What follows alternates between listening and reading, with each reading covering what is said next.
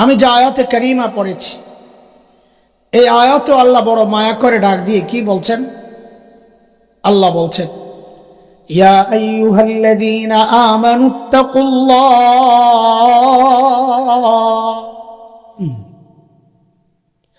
ওয়ালতানজুর নাফসুম মা কদ্দামাত লিগাদিন ওয়াত্তাকুল্লাহ।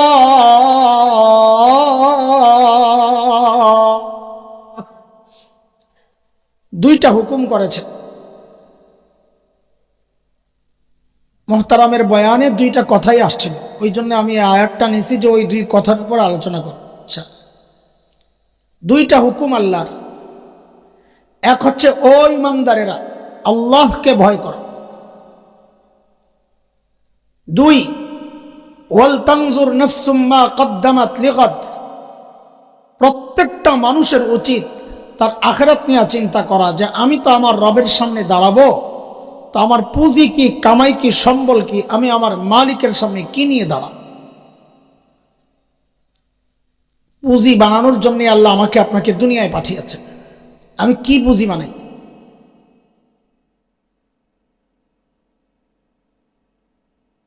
আখিরাতের উদ্দেশ্যই তো আসছে মাহফিলে, তাই না? না অন্য কোনো উদ্দেশ্য আছে? খিচুড়ি নাই? খিচুড়ি ছাড়া মাহফিল জমে নাকি? হ্যাঁ, দিলেও তো রাত্রে 1টার পরে দিবে, কথার কথা নাই এখানে। মাগরিবের পরে খিচুড়িওয়ালারা বয়ান শুনতে আসে না, মাগরিবের পরে বয়ান শোনার শ্রোতারাই আসে। কাম কাজ বাদ দিয়া কেউ মাগরিবের পরে বয়ান শুনতে আসবে, এর জন্য ইমান দরকার, শক্তিশালী ইমান দরকার, আগ্রহ দরকার। সব শেষ করে খাতা বালিশের ভিতরে ঢুকার আগে কেউ একটু ঘুরুম দিয়ে এই মাহফিল থেকে, তখন আইব 10টার পর 1 শ্রেণী। ওটা হলো কৌতূহল বশত আসে। আমার এলাকায় একটা মাহফিল হইতেছে, দেখি সিরাজগঞ্জ থেকে বলে কোন খান সাহেব আইব, একটু দেখে আই। কিন্তু মাগরিবের পরে যারা আসে তারা একদম অরিজিনাল পাবলিক। কিন্তু দোস্ত, আমাদের আখিরাতের চিন্তায় আসছি ঠিক, কিন্তু আখিরাতের প্রস্তুতি যেমন হওয়া দরকার, যেতটুকু হওয়া দরকার, যেই কোয়ালিটির হওয়া দরকার, যেই পরিমাণের হওয়া দরকার, ঠিক তেমন হচ্ছে কিনা, না ঘাটতি আছে, ত্রুটি আছে, বিচ্যুতি আছে, কমতি আছে, বুঝবো কেমনি? সব ঠিকঠাক মতো চলছে না সমস্যা, বুঝবো কেমনি? তো আল্লাহ সুবহানাহু ওয়া তাআলা আমাদের উপর দয়া করছেন, দয়া ইহসান অনুগ্রহ করেছেন কি, যে আমাদের জন্য আল্লাহ একটা নমুনা রাখছেন। নমুনা, মডেল বলে, নমুনা। যে তুমি তোমার ঈমানকে এই নমুনার সাথে মিলাও, আমলকে এই নমুনার সাথে মিলাও। যদি মিলে তো ঈমান ঠিক আছে, না মিললে ভেজাল আছে, ঠিক করে না। সেই নমুনা হচ্ছেন হযরতে সাহাবায়ে কেরাম রিদওয়ানুল্লাহি আলাইহিম আজমাইন, আল্লাহর নবীর ঈমানদার সঙ্গীগণ। আল্লাহ বলেছেন এটা, যে তুমি তোমার ঈমানকে সাহাবীদের ঈমানের সাথে মিলাও। যদি মিলে তো বুঝতে হবে ঈমান ঠিক আছে, আর না মিললে বুঝতে হবে তোমার ঈমানে ভেজাল আছে, ঠিক করে না। কার কথা এটা? আরে ভাই, একটু কথাবার্তা বলা লাগবে তো, একটু তাজা হন, একটু তাজা হন, একটু আড়মোড়া ভাঙ্গেন, আমার সাথে একটু কথা বলা লাগবে। জুয়ান, তোমরা এই মাগরিবের পরই টেনে গেছো, তো 2টার সময় কি বয়ান শুনবো আজকা? বলেন, আমাদের ঈমানকে কাদের ঈমানের সাথে মিলাইতে হবে? কে বলেছেন? আল্লাহ বলেন, فَإِنْ آمَنُوا بِمِثْلِ مَا آمَنْتُمْ بِهِ فَقَدِ اهْتَدَوْا وَإِنْ تَوَلَّوْا فَإِنَّمَا هُمْ فِي شِقَاقٍ।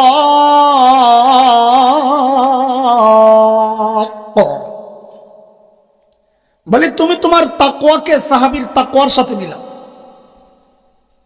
বলে কেন মিলাবো? তো আল্লাহ যেন বলেন কেন মিলাবা? তুমি যে মুত্তাকি, তোমার পাশের মানুষটাই তো স্বীকার করে না। পীর সাহেব যে মুত্তাকি, বউ স্বীকার করে না, পীর সাহেবের কাছে বউ মুরিদ হয় না, খবর লাগে দেয়। তুমি কোন মার্কা পীর জানি? তেলা পোকাও একটা পাখি, তুমিও একটা পীর। মানে না, বউ পীর মানে না। এক পীর সাহেবের লগে তো বউ খালি লেগেই থাকে। পীর সাহেব বেচারা বহুত মুসিবত, সারা দুনিয়ার মানুষ হারে পারে না চিন্তা করে, আর বউর কাছে গেলে খালি পোষায়। তো একদিন ঘরে গেছে, বউ কয় তুমি কি ঘোড়ার ডিমের পীর হইছো? কেন, কি হয়েছে হঠাৎ করে? আবার আজকে দেখছি আমাদের বাড়ির সামনে দিয়া এক পীর সাহেব উইরা যায়, তুমি তো ল্যাংড়ায়া। তো পীর সাহেব কয় আহারে পোড়া কপাল, আগে মনে করছিলাম তোর দিল নষ্ট, এখন দেখি চোখটিও নষ্ট হয়ে গেছে। কেন? খেয়াল করস নাই তুই ওই যে এটা উইরা গেছে যে আমি আসিলাম, দেখস নাই ভালো করে? তখন বউ কি কয়, কারে তাই তো কই ডানা একটা ভাঙ্গা কেন। জামাই কামেল পীর, এটা বউ স্বীকার করে না। তা আল্লাহ যেন বলছেন তুমি যে মুত্তাকি, তোমার পাশের মানুষটাই তো স্বীকার করে না। আর আমার নবীর সাহাবীরা মুত্তাকি, আমি আল্লাহ নিজে সাক্ষী দিচ্ছি। সূরা হুজুরাত 3 নম্বর আয়াতে আল্লাহ এই কথাটা বলেছেন। আল্লাহ বলেন, ইন্নাল্লাযীনা ইয়াগুদ্দুনা আসওয়াতাহুম ইনদা রাসূলিল্লাহ উলাইকা আল্লাযীনা ইমতাহানা আল্লাহু কুলুবাহুম লিত্তাকওয়া লাহুম মাগফিরাতুন ওয়া আজরুন আযীম।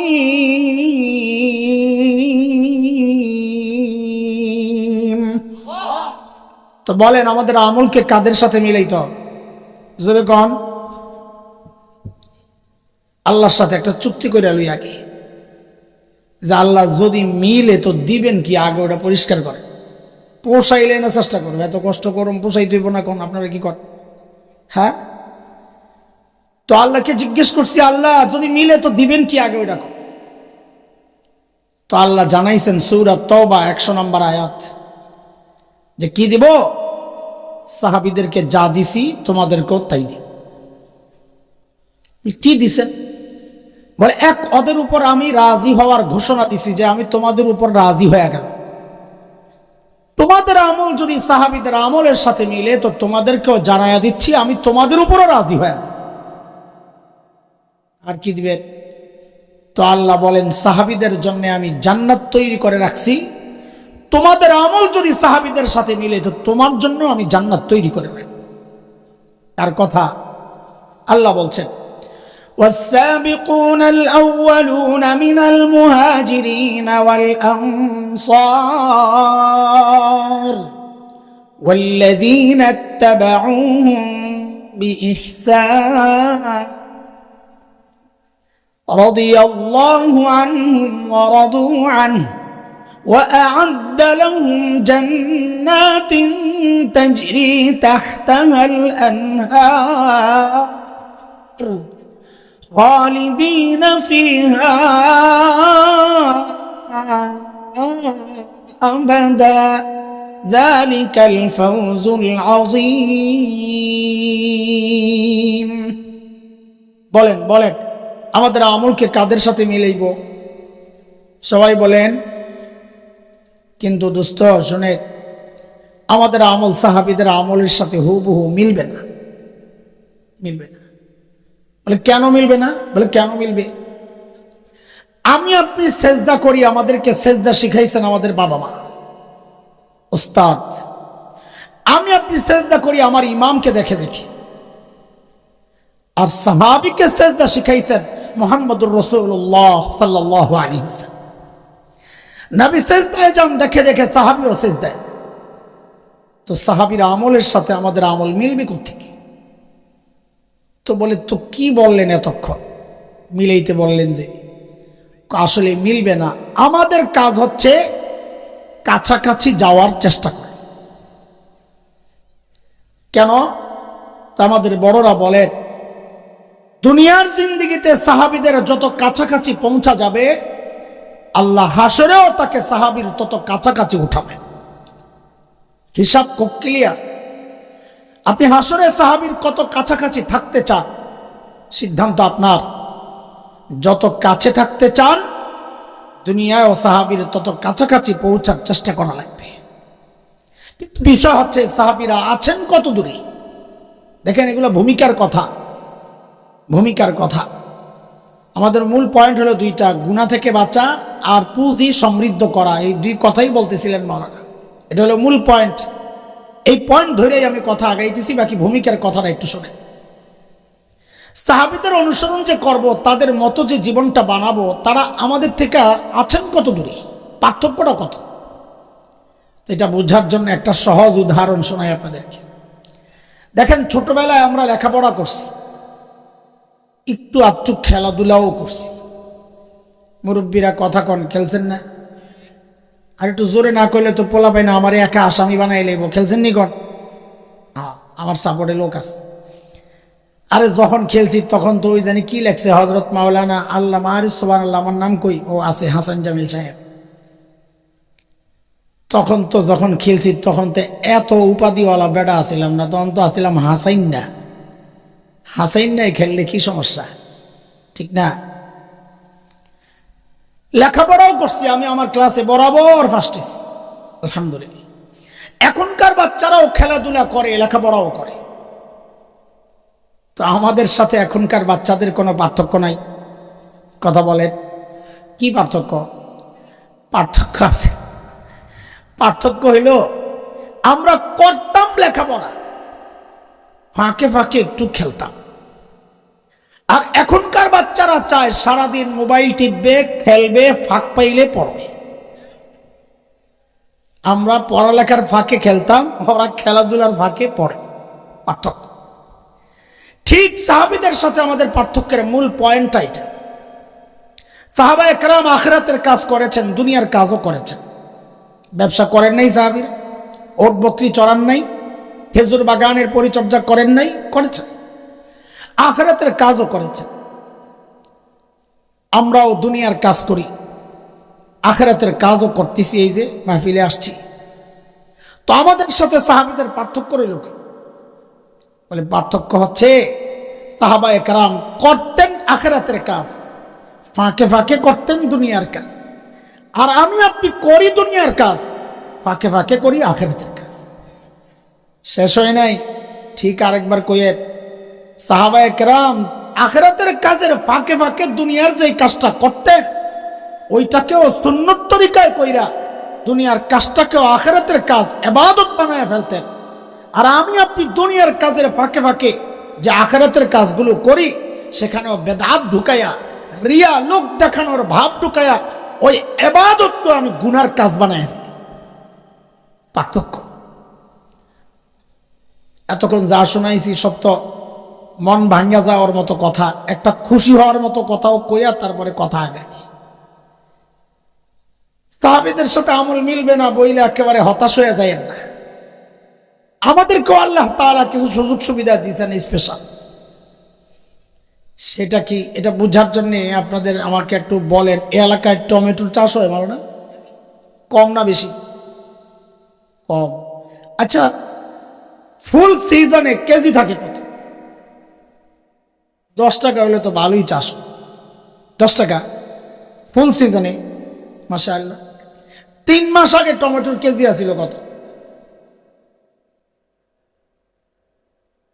আরে 280 ধরা তো আমি খাইছি, রেগুলার 200, সাবাস। আচ্ছা, ওই 200 টাকার টমেটোটা আর এখন খান 10 টাকা। আচ্ছা বলেন তো, এই যে 10 টাকার টমেটোটা খান সিজনে, এই সিজনের টমেটোটা ফ্রেশ না ভেজাল? ফ্রেশ। দাম কত? আর 200 টাকা দিয়ে যে টমেটো খাইছেন 3 মাস আগে, ওইটা ফ্রেশ ছিল না ভেজাল? ভেজাল।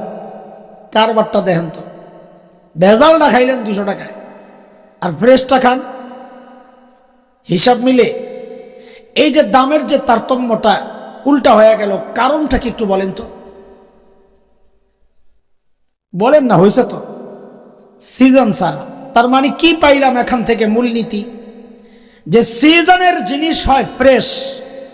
বলেন, সিজনের জিনিস হয়, রেট হয় কম না, আপনার আত্মীয় লাগে কম দিব কেন, একো রেট, ওইটাই আসল রেট। কিন্তু অফ সিজনের জিনিস হয় ভেজাল, কিন্তু রেট হয়, বলেন আবার বলেন, সিজনের জিনিস হয় ফ্রেশ, রেট হয় আসল। অফ সিজনের জিনিস হয় ভেজাল, কিন্তু রেট হয়, এটা খালি মনে রাখেন। আল্লাহর সাথে যখন একা একা কথা বলবেন না, বলেননি, বলেন একা একা কথা বলবেন তো মহাব্বত বাড়বে। আমাদের বড়রা বলেন আল্লাহর সাথে একা একা কথা বললে, সাদাকা বেশি করলে, দুরূদ শরীফ বেশি পড়লে, তিলাওয়াত বেশি করলে, নফল নামাজ বেশি পড়লে তো আল্লাহর সাথে মহাব্বত বাড়ে। ওই একা একা যে কথা বলবেন না, এটা আল্লাহ খুব পছন্দ করেন। আল্লাহ নবী আলাইহিস সালামকেও বলেছেন, ফাইদা ফারাগতা ফানসাব ওয়া ইলা রাব্বিকা ফারগাব। নবী, যখন আপনি দাওয়াতের কাজ সারবেন, অন্যান্য কাজ সারবেন, তখন একটু একা একা আমার সাথে কথাবার্তা বললেন, তখন আমি আর আপনি মাঝখানে কেউ থাকবেন। আল্লাহর এটা খুব পছন্দ। তা আমরাও একা একা কথা বলবো। কি বলবো? বলবো আল্লাহ, চুপচাপ আর কি বীর বীর বীর বীর বীর করতেই থাকবেন। আল্লাহ আমার উপর রাগ হয়ে আছেন না, গুনাহ করছি দেখা তো মাফ করে দেন না, ভুল করছি আর কি, আর করুন না। শয়তানে করাইলায়, নফসে করাইলায়। আল্লাহ আমারে নিজ হাতে বানাইছেন জাহান্নামে দেওয়ার লিগা। আল্লাহ দিয়েন না, দিয়েন। আল্লাহ আমারে মাফ না করলে আপনার শত্রু, নবীর শত্রু, আমাদের শত্রু শয়তান খুশি হবে। আর মাফ করে দিলে আপনার হাবিব খুশি হয়ে যাবেন। তো মাফ করে দেন না, বয়ে বয়ে বীর বীর বীর বীর করবেন, তো মহাব্বত বাড়বে। মনে থাকবে ইনশাআল্লাহ। ওই একা একা কথা বলার সময় একদিন বলে ফেলবেন যে আল্লাহ একটা কথা মনে পড়ছে, একটু বলি। আবার জবাবের অপেক্ষায় বসে থাকেন না যে আল্লাহ কইব বল, তো বলবেন না। মনে করেন জবাব এসে গেছে, তো বল কি হয়েছে? আল্লাহ একটা খাস কথা, সেটা হইল আমাদেরকে তো ইবাদতের সিজনে পাঠান নাই। করে ইবাদতের সিজন আবার কোনটা? ওই যে যারা নবীকে দেখে দেখে ইবাদত করছে, ওটা হইল ইবাদতের সিজন। পাঠাইছেন তো অফ সিজনে, ফিতনার জমানায়, শেষ জমানায়। তো আল্লাহ থেকে জবাব আসবে, হ্যাঁ তা তো আমি জানি, এখন কি বলবি বল। বলে আল্লাহ, দুনিয়ার সিস্টেম দেখছি, অফ সিজনের জিনিস হয় ভেজাল, রেট হয় বেশি। আমার যেহেতু পাঠাইছেন অফ সিজনে, আমার আমল একটু ভেজাল হইলে হইতেও পারে, তবে রেটটা কিন্তু বাড়াইয়া দেওয়া লাগবে। পারবেন না বলতে? হ্যাঁ। আবার মনে করেন না যে আজগুবি তালগুল পাকায় একটা কথা বইলা দিলাম, মিল্লা গেল, হয়ে গেল। না না, হাদিস ইশারা আসছে। যেহেতু ওই বিষয়ে কথা বলবো না, সেজন্য হাদিসটা বলে আপনাদের সময় আমি বড় করতে চাই না। আমার কথা তো আরেক জায়গায়, আমি ভূমিকা সাজাইতেছি। একটা উসিলা দিয়া মাফ পাওয়ার একটা ব্যবস্থা, আর কিচ্ছু না। ঠিক আছে, রাখেন। এটা আমাদের জন্য একটা খুশি উপলক্ষ যে শেষ জমানায় আসলেও আমাদের আমলের রেট বাড়বে, এটা হাদিস দ্বারা প্রমাণিত। তো বলেন, আমাদের আমলকে কাদের সাথে মিলাইতে হবে? পেছনের কথা মনে আছে? কাদের সাথে? সাহাবায়ে কেরাম আখিরাতের কাজ কিভাবে করেছেন, গুনাহ কিভাবে ছেড়েছেন, একটা মূলনীতি মুখস্থ করি। এইটা মুখস্থ করলে আমরা বুঝবো সাহাবী চরিত্র। আমাদের বড়রা এখন এটা আমাদেরকে মুখস্থ করান, খালি আপনারাও করেন। বলেন আমার সাথে, নেক আমল যত ছোট হোক, বলেন সবাই বলেন, নেক আমল যত ছোট হোক ছাড়ব না, গুনাহ যত ছোট হোক করব না। এইটা হলো সাহাবী চরিত্র। সমস্ত সাহাবীর চরিত্রই ছিল এটা। নেক আমল যাই পাইতেন করতেন, ছাড়তেন, ছাড়াছাড়ি নেই। আর গুনাহ যত ছোট হোক তারা করতেন না। কোনো কারণে হয়ে গেলে এমন তওবা করতেন, গুনাহ করার আগে যদি সিরিয়াল থাকে 5 নাম্বার, তওবা এমন কান্নাকাটি করছেন, এখন সিরিয়াল চলে গেছে 2 নম্বরে, মর্যাদা আরো বেড়ে গেছে। সাহাবীদের এই চরিত্রটার কিছু উদাহরণ আপনাদেরকে শোনাই, তাহলে নিজের জীবনকে তাদের জীবনের সাথে মিলানোর একটা সুযোগ আসবে যে আরে তারা আখিরাতের জন্য এত চেষ্টা করছে, এত ফিকিরমান ছিলেন, এত পেরেশান ছিলেন, তো আমাদের কি করা উচিত? একটা অনুভূতি আসবে ইনশাআল্লাহ। সাহাবীদের মধ্যে সর্বশ্রেষ্ঠ সাহাবী হযরত সাইয়্যিদনা আবু বকর সিদ্দিক রাদিয়াল্লাহু আনহু। পরের জায়গা হচ্ছে হযরত ওমরের। আখিরাতের চিন্তায় তারা যে ছোট্ট ছোট্ট আমলও ছাড়তেন না। উদাহরণস্বরূপ কি করতেন? হযরত আবু বকর যখন খলিফা, তো ওনার রাষ্ট্র পরিচালনার একটা সিস্টেম ছিল, দরবারে বিধবা অসহায় নারীদের লিস্ট থাকত। কারণ স্বেচ্ছায় কেউ খেদমত করতে চাইলে ওই লিস্টে নিজের নামটা ওঠাইয়া চলে যেতেন, কারণ এটা অনেক সওয়াবের কাজ। নবী আলাইহিস সালাম বলেছেন, যারা ইয়েতিম আর বিধবার দায়িত্ব নিবে, ওই ব্যক্তি আর আমি নবী জান্নাতে পাশাপাশি থাকবে। এটা তো এই সমাজের একটা কুৎসিত চেহারা। এই সমাজের বহু মানুষ অন্য বিধবার খেদমত করবে থাক দূরের কথা, ও নিজের আপন বিধবা মায়ের তো খবর লয় না। বলেছেন না হুজুর, বউরে খাওয়ায় মার খবর নাই। এমন মানুষের অভাব নাই এই সমাজে। হযরত ওমর একদিন আসছেন যে দেখি কোনো বিধবার চান্স লওয়া যায় কিনা, একটু খেদমত করবো। ওমর কত বড় মানুষ, তিনি আসছেন একটা বিধবার খেদমত করবে। আর ওই সময়ের খেদমত কি, এখনকার বুড়িগো খেদমত তো হলো পান আইনা দেওয়া আর মোবাইলটা লোড করে দেওয়া, একটু ভেক্সি লোড দিয়ে দিস তো। ওই সময়ের বুড়িগো খেদমত এটা আসছিল না। দূরের থেকে একটু পানি আইনা দেওয়া, ঘর দূর একটু ঝাড়ু দিয়ে দেওয়া, হাঁড়ি পাতিল ধুয়া দেওয়া, এটা হলো মূল কাজ। হযরত ওমর আসছেন, নাম তালাশ করে দেখেন যে সব নাম বুকড, কোন নাম খালি নাই। কেউ না কেউ আছে খেদমতে। একটা নাম শুধু শূন্য, যার নামের পাশে কারো নাম নাই, খাদেম। সাইয়েদনা ওমর চিন্তা করলেন, তাই এই বুড়ির খেদমতটা আমিই করি। ওই চিন্তায় হযরত ওমর ঠিকানা নিয়েই পরদিন সকালে ফজরের পর যায় বুড়ির বাড়িতে হাজির। কখন বলেন না? ফজরের পর। কেন? কারণ সাহাবীরা কাজ শুরু করতেন সকাল সকাল। নবী আলাইহিস সালাম যারা সকালে কাজ করেন তাদের জন্য আল্লাহর কাছে বরকতের দোয়া করছেন।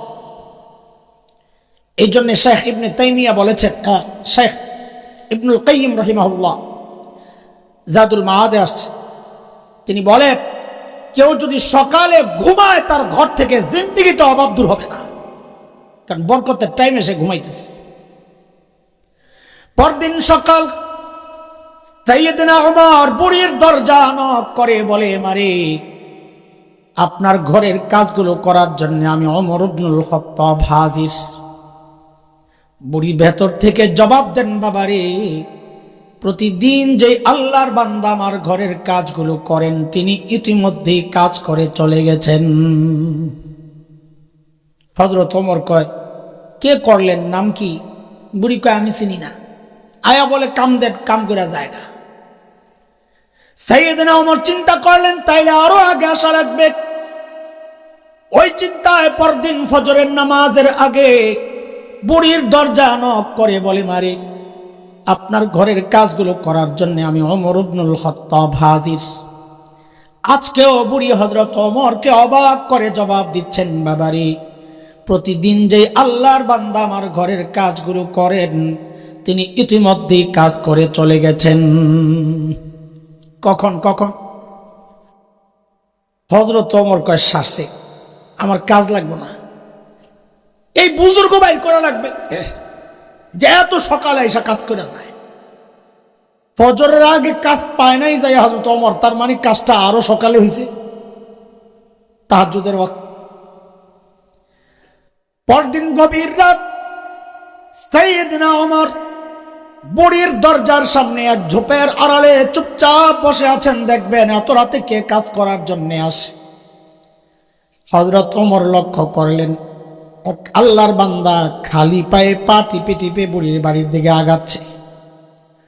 হযরত ওমরও সিদ্ধান্ত নিলেন, আসেন আপনি দেখি কে দাঁড়ায় গেছেন। কে আপনি? মানান কে?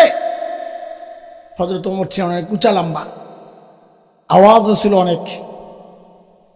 আওয়াজ শুই না ওই মানুষটা তো ভয় পায় একদম, আমি যদি হইতাম তো পেশাব করে দিতাম গভীর রাত একা একা হঠাৎ করে।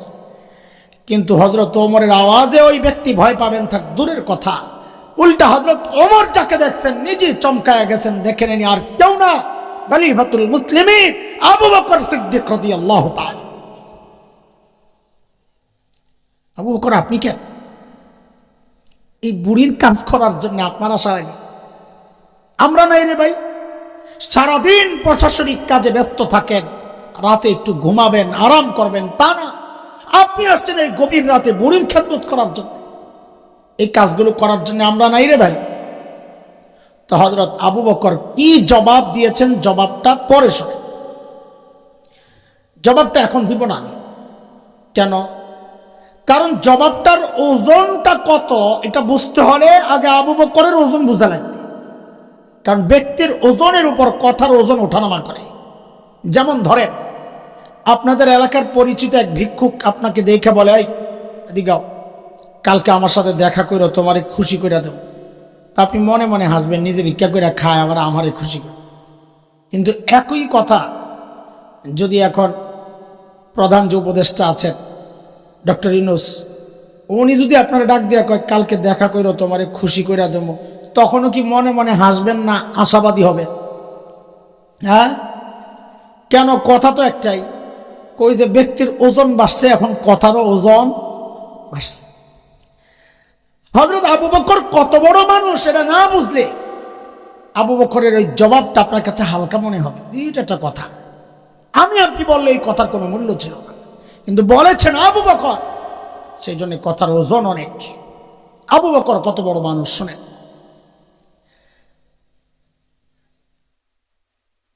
একদিন হযরত ওমর আসছেন আবু বকরের কাছে, এই দুইজনের নিয়ে এই কথা চালাইতে থাকি। আয়েশা বলেন, কি আবু বকর, আপনার সাথে দোস্ত একটা লেনদেন করবো। লেনদেন? কি লেনদেন করবেন? তো ওমর বলেন, কি আবু বকর, আমার সারা জিন্দেগি আমল যা করছি সব আপনারে দিয়ে দিতে চাইলাম। আবু বকর কয়, কি রে, ওমর তো ভালো মানুষ, সারা জিন্দেগি আমার সাথে আমল নিয়ে করলো প্রতিযোগিতা, আরে এখন বলে সব আমারে দিয়ে দিব। না রে, এখানে আছে এমন কোন গোমর যা জানেন দোস্ত ওমর, একটা গোমর তো আছে। কারণ আবু বকর মানুষ সরল সোজা, কিন্তু বোকা তো না। বুঝছেন না এই কথা? আবু বকর মানুষ কি না? ওলামাদেরকে দেখলে অনেকে মনে করে বোকা। যার সিনায় আসমানি ইলম আছে সে বোকা হয় না। বোকা তো সে যে আসমানি ইলম থেকে বঞ্চিত। আবু বকর কি না বোকা? নাকি সহজ। সূরা লাহাব যখন নাজিল হয়েছে, আবু বকরের বিচক্ষণতা শোনেন একটু। সূরা লাহাব যখন নাজিল হয়েছে কার ব্যাপারে? সূরা লাহাব কার ব্যাপারে নাজিল হয়েছে? হ্যাঁ, আরে ভাই, এমনও বেডি করে দরান, বেডিগো ক্ষমতা নাই তো, ঠিক করে এখন কার ব্যাপারে নাজিল হয়েছে? এখনো কয় আবু লাহাব। তো স্ত্রীর কথা কর না কে? বেডিগো ক্ষমতা তো নাই, এখন ডরান কে? চিন্তা করে আবু লাহাবের স্ত্রী কইলে যে আবার আরেকজনটা মনে করে মানুষ, না না, এই বেডির আমরা আবু লাহাবের স্ত্রী কমো না, মোদি আছে না। আবু লাহাব আর তার বউ সম্পর্কে নাজিল হয়েছে। বউটা কয় না মানুষ, বেডিরে বাঁচায় দেয়। উম্মে জামিল বিনতে হারব ইবনে উমাইয়া, আবু লাহাবের বোন নাম। মহিলা যখন শুনছে তার ব্যাপারে সূরা নাজিল হয়েছে, এমন খেপা খেপছে, আগের থেকেই ছিল একটু গরম করকরে।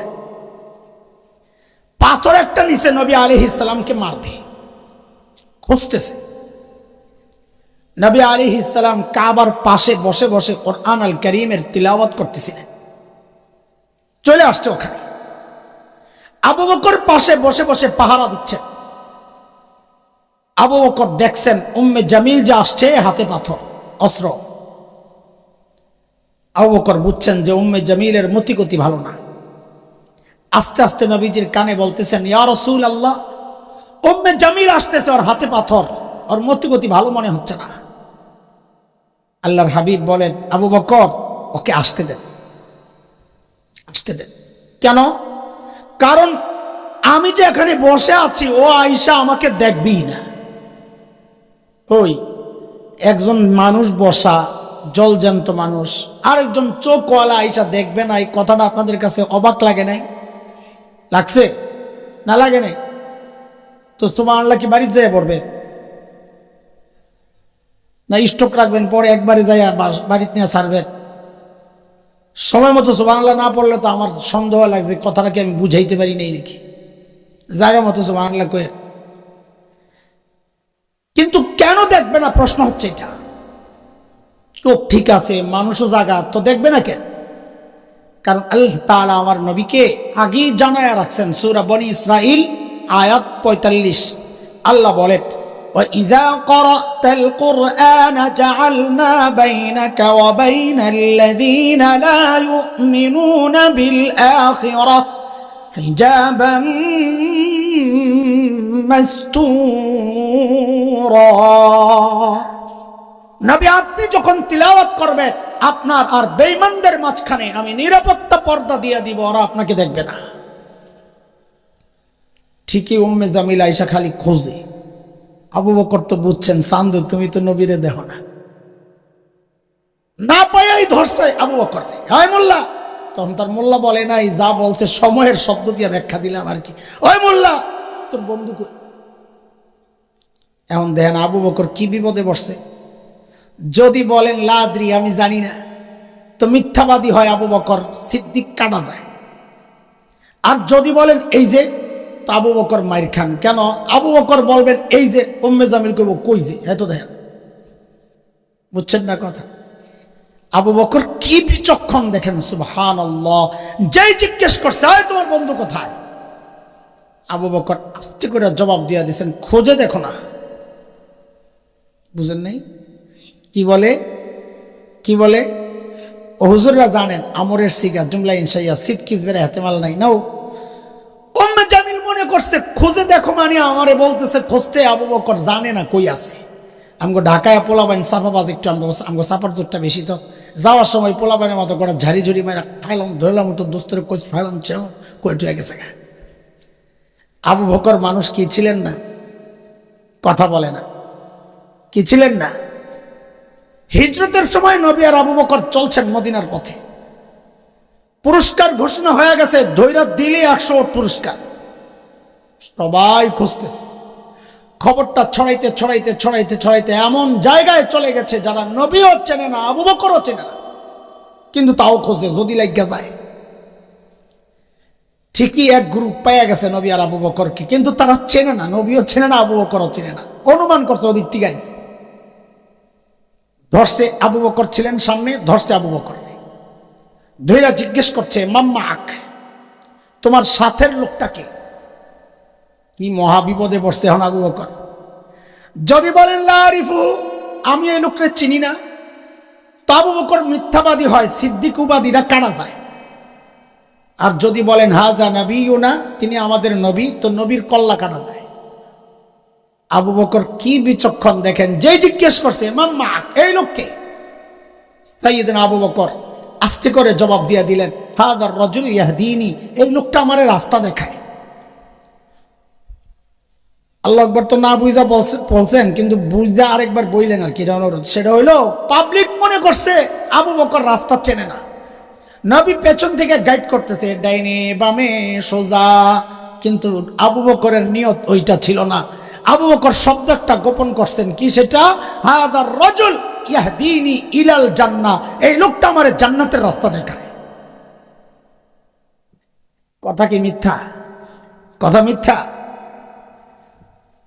সাইয়েদনা ওমর যখন বললেন আবু বকর আমার সারা জিন্দেগীর আমল আপনারে দিয়ে দিতে চাইলেন, হযরত আবু বকর আস্তে করে জানতে চাইলেন, ওমর বুঝলাম সব দিয়ে দিবে, কিন্তু একটু ছোট্ট করে বলেন না আমার কি দেওয়া লাগবে, আবার আমার সারা জিন্দেগীর আমল চাইলে কিন্তু দেব না। ওমর বলেন আবু বকর না না না, আপনার সারা জিন্দেগীর আমল চাই না। আবু বকর ওই যে হিজরত করার সময় নবীর সাথে 3 দিন যে সাওর গুহায় লুকায়া ছিলেন আবু বকর, ওই 3 দিন আমারে দিয়ে দিবেন, আমি আমার জিন্দেগীর সব নেক আমল আপনারই দিয়ে দিব। কয়দিন বিনিময়ে? হিসাব মিলে আপনাকে 3 দিন আর সারা জীবন হিসাব মিলে? কথা বলে না, কথা না বলে কিন্তু আমি জামু আস্তে করে সিপা দিয়ে মিলে। তাহলে নিশ্চয় ওই 3 দিনে আছে এমন কোন গোমর যা জানতেন হযরত ওমর। আমাকে একটু জানা দরকার ওই গোমরটা। আছে আগ্রহ? হ্যাঁ, গোড়ার ডিম আছে, কথা কয় না, আবার বলে আগ্রহ আছে। তো চলেন এই গুহার ভিতরে যাই একটু।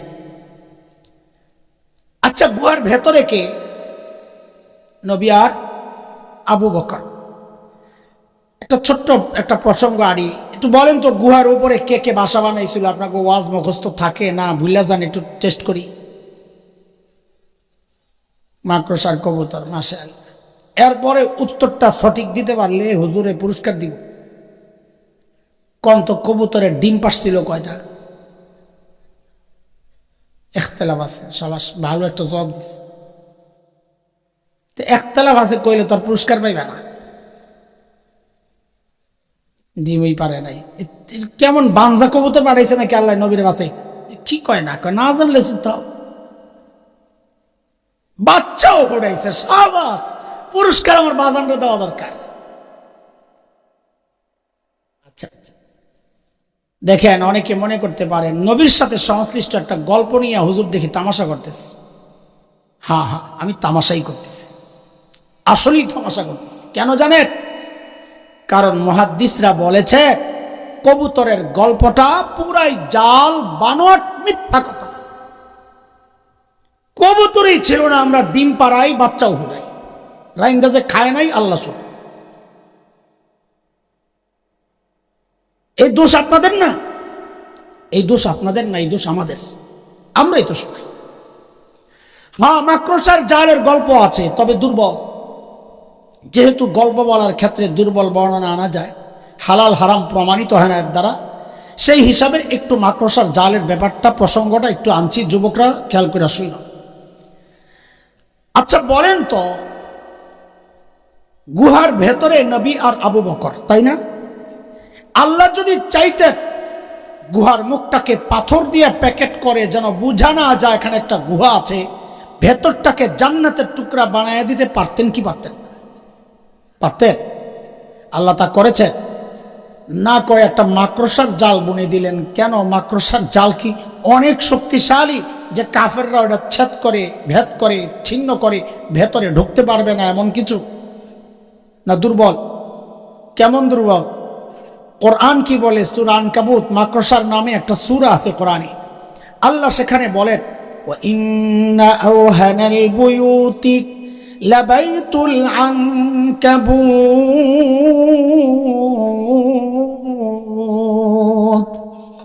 জগতের মধ্যে সবচাইতে দুর্বল ঘরের নাম হচ্ছে মাকড়সার ঘর। তাহলে এই দুর্বল ঘর দিয়ে আল্লাহ তার নবী আর আবু বকরের নিরাপত্তার ব্যবস্থা কেন করলেন? দুনিয়াবাসীকে আল্লাহ দেখা দিচ্ছেন, ও দুনিয়ার মানুষ দেখো, আমি যদি আমার দিন বাঁচাতে চাই তো আমার পারমাণবিক অস্ত্র লাগে না, ট্যাঙ্ক কামান সাবমেরিন লাগে না, লাখো সৈন্যের দরকার হয় না। আমি যদি আমার দিন বাঁচাতে চাই তো আমি মাকড়সার জাল দিয়েই বাঁচিয়ে দিতে পারি।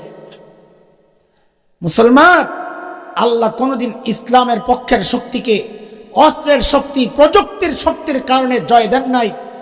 যদি মুসলমান জয়ী হয়েছে তো ইমানি শক্তির কারণে জয়ী হয়েছে, পরাজিত হয়েছে ইমানি দুর্বলতার কারণে পরাজিত হয়েছে।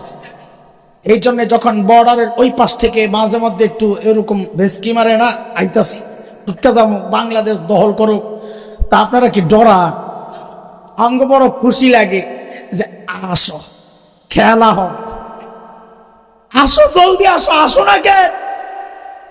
ছোটবেলা থেকে যে জিহাদি চেতনা কলিজায় পুষছি, সেটা তো প্রয়োগের সুযোগ পাচ্ছি না তোমরা না আসলে।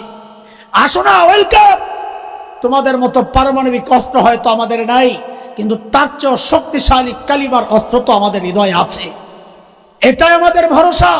আরে আমার দেশ দখল করবা দূরের কথা, আমরা যে ভিন্ন স্বপ্ন দেখি সেটাও জেনে নাও, দেখে নাও পৃথিবীর ইতিহাস। সিরিয়ায় কালিমার পতাকা উঠে গেছে, আফগানিস্তানে কালিমার পতাকা উঠে গেছে। আরে কিসের ঘোড়ার ডিম আমার দেশ দখল করবা? আমরা তো স্বপ্ন দেখি খুব শিগগির দিল্লির লালকেল্লায় আবারও কালিমার পতাকা পথ পথ করে উঠবে, পথ পথ করে উঠবে।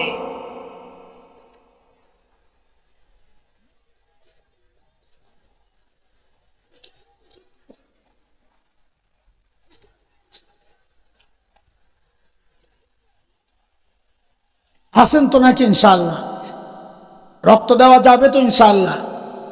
শাহাদাত যাদের জীবনের চূড়ান্ত তামান্না, তাদেরকে হুমকি ধমকি দিয়ে লাভ নাই, তারা তো বেঁচে আছে শহীদ হওয়ার জন্য।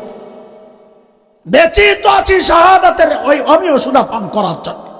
কথা বলেন না? আমাদের ইতিহাসটাই হচ্ছে জীবন দেওয়ার ইতিহাস। ইসলামের জন্য আমরা এক সাগর রক্ত ঢালতে প্রস্তুত আছি ইনশাআল্লাহ। আছেন তো ইনশাআল্লাহ? আল্লাহর হাবিব সাইয়েদনা আবু বকরের কোলে মাথা রেখে ঘুমাচ্ছিলেন। ঘুম থেকে উঠে দেখেন আবু বকরের চেহারার মধ্যে চিন্তার ছাপ। নবী জানতে চাইলেন, ও আবু বকর, আপনি এত পেরেশান কেন? সাইয়েদনা আবু বকর গুহার মুখের দিকে দেখাচ্ছেন, লাউ আন্না আহাদাহুম ইয়ানজুরু ইলা কাদামাইহি। ও গো আল্লাহর হাবিব, গুহার মুখের দিকে দেখেন কাফেররা কিভাবে হাঁটাহাঁটি করতেছে, এমন সোজা। তাদের যে কেউ একজন যদি নিজের পায়ের দিকেও তাকায়, তাও তো আমাদেরকে দেখে ফেলবে। নবী সান্ত্বনার বাণী শোনাচ্ছেন, ও আবু বকর, আপনি ভেবেছেন কি এই গুহার ভেতরে বুঝি আমি আর আপনি? না না না আবু বকর, এই গুহার ভেতরে কেবল আমি আর আপনি না, আমাদের সাথে আল্লাহ আছেন। নবীর সান্ত্বনার এই বাণীটুকু আল্লাহর এতটা পছন্দ হয়েছে, আল্লাহ কোরআন আল কারীমের সূরা তাওবার একটা আয়াতের টুকরা বানায়া নাজিল করে দিয়েছে। আল্লাহ বলেন, ইয হুমা ফিল গার ইয ইয়াকুলু লিসাহিবিহি লা তাহজান ইন্নাল্লাহা মা'ানা। আল্লাহু আকবার। খুব সূক্ষ্ম কথা, মনোযোগ ছাড়া বোঝা যাবে না। ওমরের গোমর বুঝাইতেছি, মনে আছে? গুহার ভেতরে কি গোমর, 3 দিনে আবু বকর কি পাইছে যা নেওয়ার জন্য ওমর সারা জিন্দেগির আমল দিতে প্রস্তুত, ওই গোমরটা শোনাইতেছি। আল্লাহ বলেন, ইযহুমা ফিল গার, দুইজন যখন গুহায়, ইয ইয়াকুলু লিসাহিবিহি, একজন যখন তার সাহাবীকে বললেন, ও মুসলমান একটু মনোযোগ দেন, দুইজন যখন গুহায়, দুইজন মানি নবী আর, বলেন নবী আর, একজন যখন তার সাহাবীকে বললেন, সাহাবী মানি, এখানে সাহাবী মানি কে? তাহলে টোটাল তার অর্থ কি দাঁড়াইল? নবী আর আবু বকর যখন গুহায়, নবী যখন তার সাহাবী আবু বকরকে বললেন, এই তো নাকি?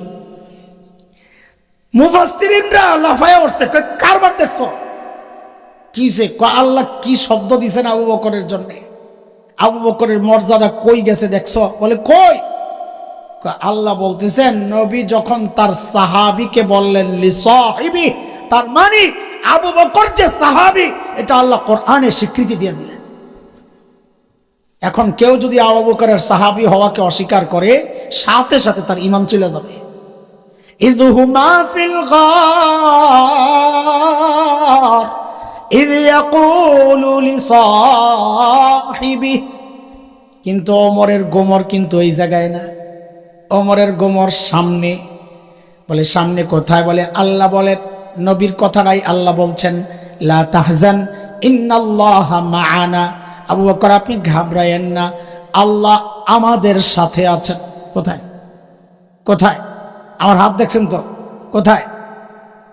ওমর কয় কাম সারছে। আবু বকর চলে গেছে ধরা ছোঁয়ার বাইরে, ধরা ছোঁয়ার বাইরে চলে গেছে, আর ধরার রাস্তা নাই। একটাই আছে, 3 দিন লয়ে এলো। কেন? কেন ওমরের মাথায় আসছে, আবু বকর আমি না, আমি যে ওমর, আমার সারা জিন্দেগির আমলের মূল্যায়ন নবী কিভাবে করেছেন, নবীর সাথে আমার সম্পর্কের লেভেলটা কি? নবী বলেছেন, লাউ কানা বাদি নবিয়্যুন লাকানা ওমর, আমার পরে যদি কেউ নবী হতো, ওমর হতো। কবে? বলেন কবে?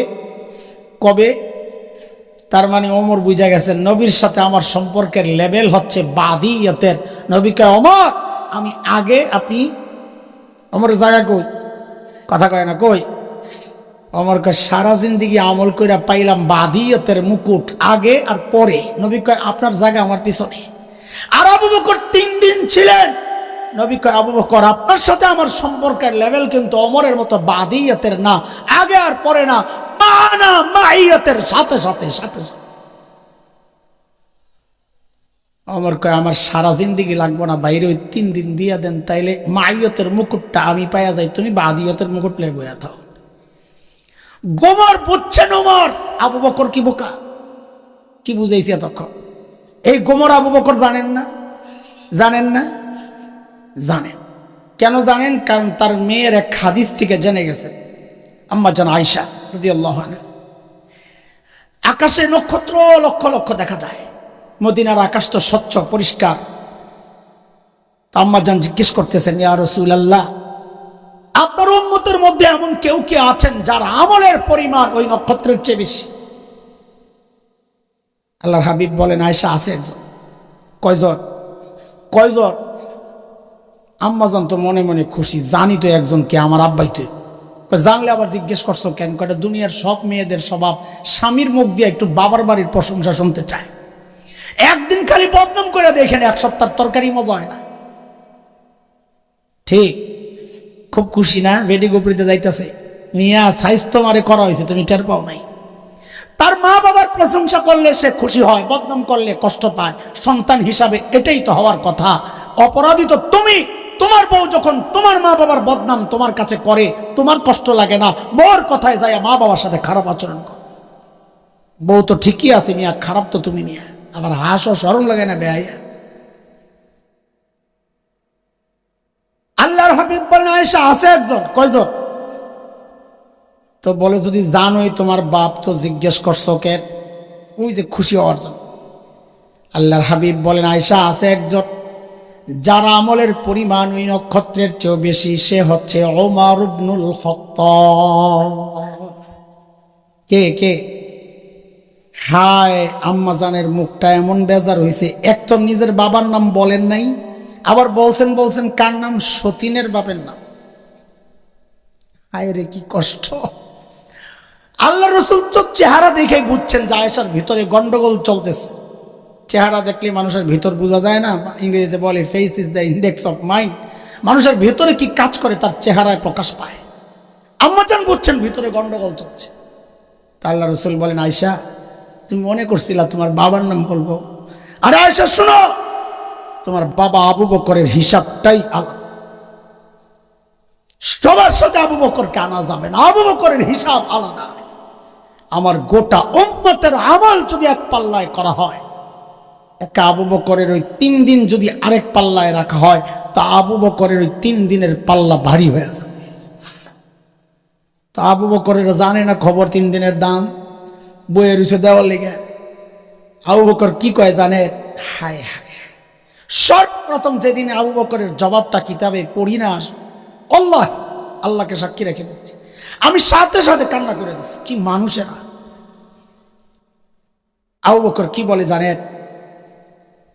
ওমর যখন বলছেন 3 দিন দিয়ে দেন, আবু বকর বলেন কি, ওমর দোস্ত বলেন কি, আপনি বলেন কি, এই 3 দিন যদি আপনারে দিয়ে দেয় তো আমার আর জীবনে থাকে কি রে ভাই? আমার পুঁজি তো 3 দিন, জীবনে তো আমি কিছু করতে পারি নাই রে ভাই।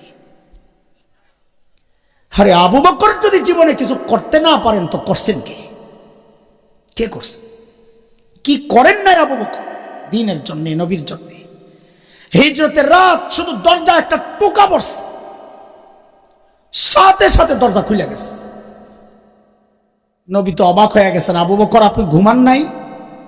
বলে, ইয়া রাসূলুল্লাহ, ওই যে 6 মাস আগে বলেছিলেন যাওয়া লাগতে পারে, সেই দিন থেকে আজকের দিন পর্যন্ত এই দরজাটাকে বালিশ বানায় দাঁড়ায় দাঁড়ায় ঘুমাইছি। কখন ডাক পড়ে, দেরি হইলে না আপনি কোনো মুসিবতে পড়েছেন, বিছানায় পিঠ লাগাই নাই। সেই আবু বকর বলছেন জীবনে কিছু করে নাই, তো করছে কি? এত বড় মানুষ আবু বকরকে যখন, ওই যে বুড়ির বাড়ির কথা মনে আছে, আনছিলাম কোত্থেকে মনে আছে, ওমর যখন বললেন, ও ভাই এই কাজগুলো করার জন্য আমরা নাই, আপনি কেন আসছেন? ওই যে ছোট্ট একটা কাজও যে ছাড়তে চায় না, সাহাবী চরিত্র শোনাইতেছি, মনে আছে তো? গোরা মনে আছে তো? না আবার হারাই গেছে? না মনে ভুলেন না। আবু বকর বলেন, ওমর, হ্যাঁ ভাই কাজগুলো আপনাদেরকে দিলেও পারতাম, কিন্তু ভাইরে তোমাদেরই খালি আখেরাত আছে, আমি আমার আখেরাত কামাই করব না। আবু বকরের আখেরাত কামাই বাকি রয়েছে। হ্যাঁ, আবু বকরের আখেরাত কামাই বাকি রয়েছে, যে বুড়ির বাড়িতে রাতে যায় কাম করতে।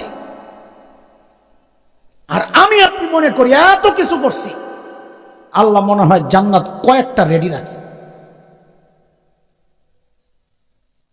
আল্লাহর সামনে দাঁড়াইতে হবে এই ভয়ে, যে বলছেন মাওলানা গুনাহ ছাড়তে, সেদিন হাত পাও সাক্ষী দিবে।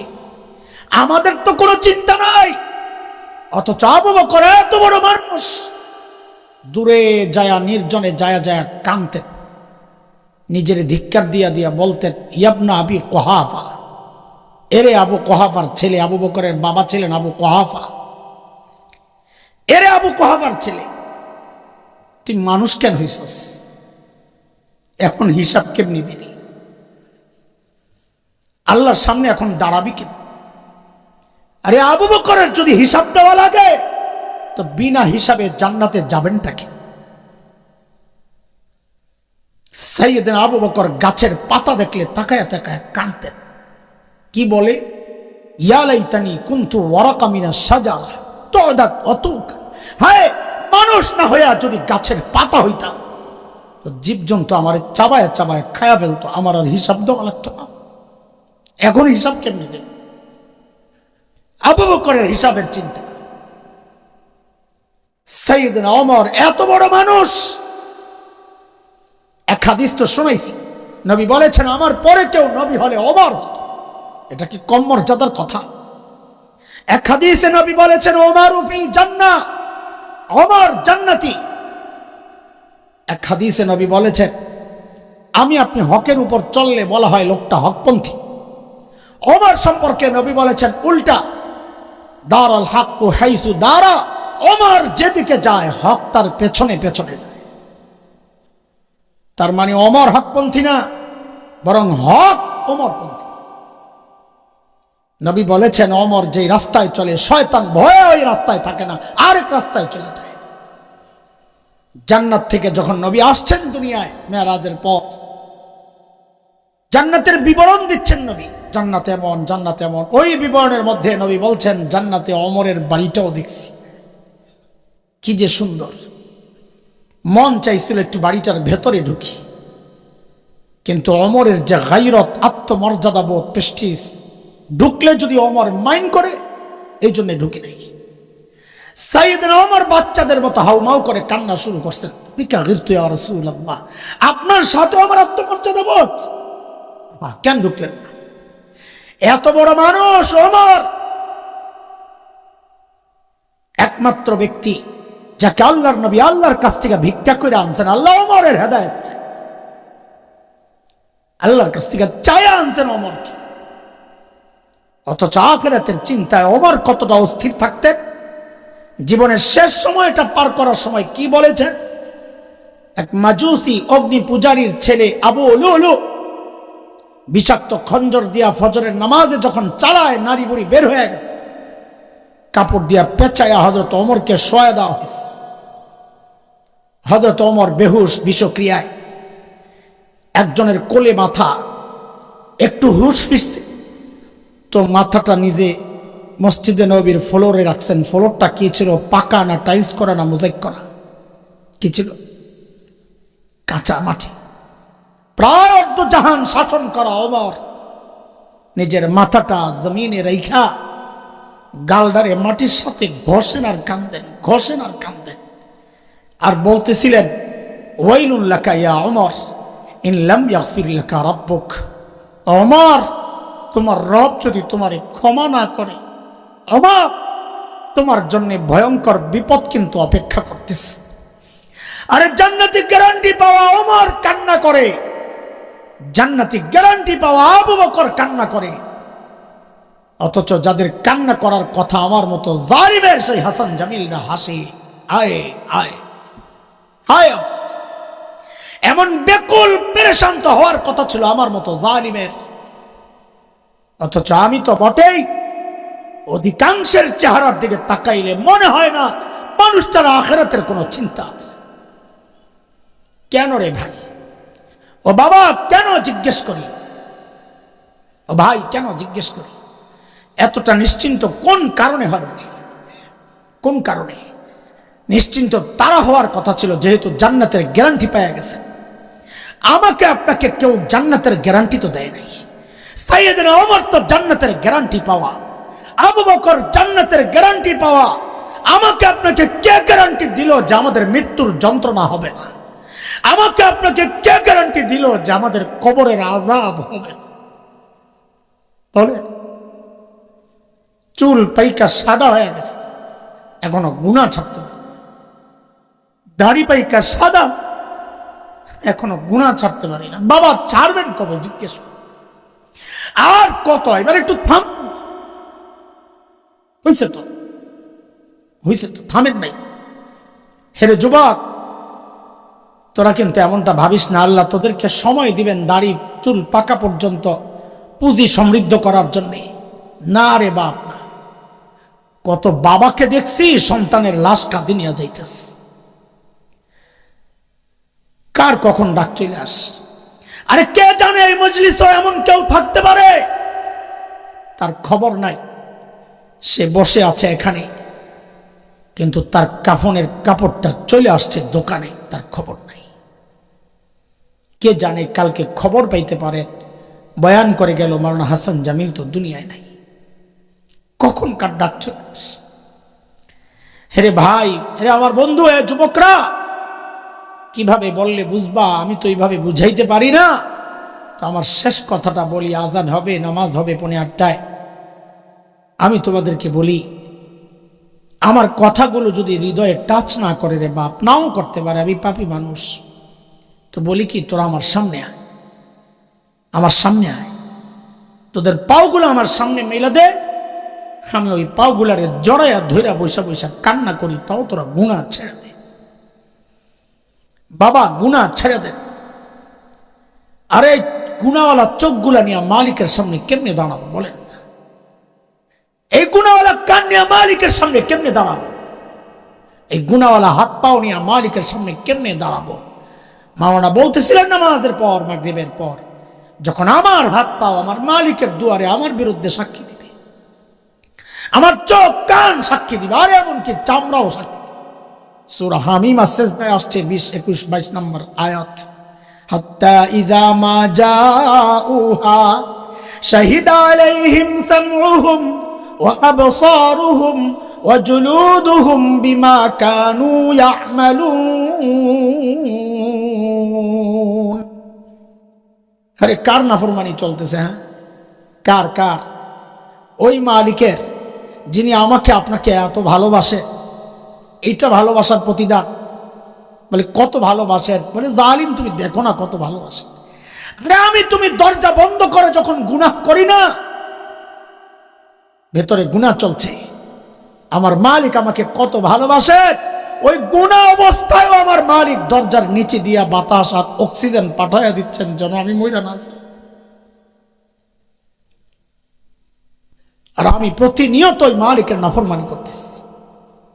ও ভাই, ও বাবা, ও মা, গুনাহ ছাড়েন, আখিরাতের পুঁজি বানান। দাঁড়াইতে হবে মালিকের সামনে, পুঁজি দেখাইতে হবে। সেই পুঁজি আর যাই হোক গুনাহ যেন না হয়, সেই জন্য আল্লাহ তাআলা আমাকে আপনাকে বড় মায়া করে ডেকে ডেকে সূরা হাশরের যে 18 নম্বর আয়াত আমি পড়েছি, ওখানে আল্লাহ বলছেন কি, ইয়া আইয়ুহাল্লাযীনা আমানুত্তাকুল্লাহ ওয়ালতানজুর নাফসুম মা قدمت لغد واتقوا الله إن الله خبير بما تعملون। আল্লাহ তাআলা আমাদের সবাইকে গুনাহমুক্ত জীবন দান করেন।